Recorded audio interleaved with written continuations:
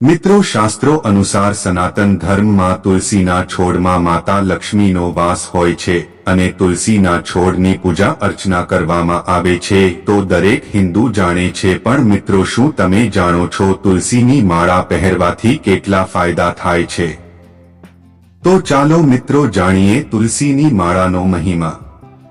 ગળામાં તુલસીની માળા પહેરવાથી જીવનશક્તિ વધે છે અને અનેક રોગોમાંથી મુક્તિ મળે છે। શરીર શુદ્ધ, રોગમુક્ત અને પુણ્યશાળી બને છે।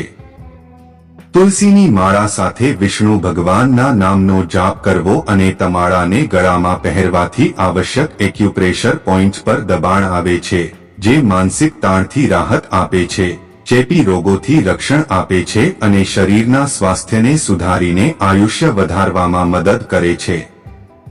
તુલસી ધારણ કરવાથી શરીરમાં વિદ્યુત ઉર્જાનો પ્રવાહ વધે છે અને કોષોની વિદ્યુત ઉર્જા શોષવાની ક્ષમતા વધે છે।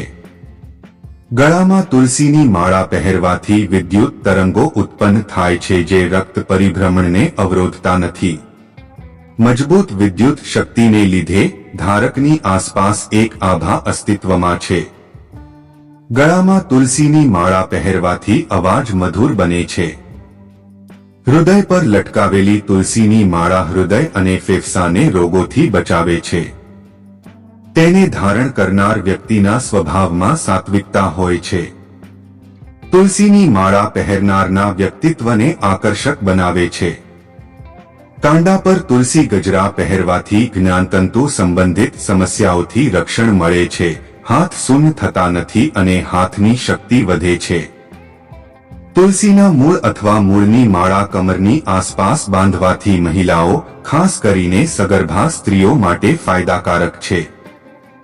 લેબર પેઇન ઓછું થાય છે અને ડિલિવરી પણ સરળતાથી થાય છે। કમરની આસપાસ તુલસીની કમર બાંધવાથી લકવો થતો નથી અને કમર, લીવર, બરોળ, પેટ અને જાતીય અંગોની વિકૃતિઓ થતી નથી। જો કોઈ વ્યક્તિ તુલસીના લાકડાની માળાથી પોતાની જાતને શણગારે છે અને ભગવાન અને પિતૃઓની પૂજા કરે છે તો તેને કરોડો ગણું ફળ મળે છે। જે વ્યક્તિ ભગવાન વિષ્ણુને તુલસીના લાકડાની માળા અર્પણ કરે છે અને તેને ભક્તિભાવથી પ્રસાદ તરીકે ધારણ કરે છે, તેના પિતૃદોષ નાશ પામે છે। મિત્રો, તમને આ વિડિયો પસંદ આવ્યો હોય તો વિડિયોને લાઈક કરી ચેનલને સબસ્ક્રાઇબ કરવાનું ભૂલતા નહીં।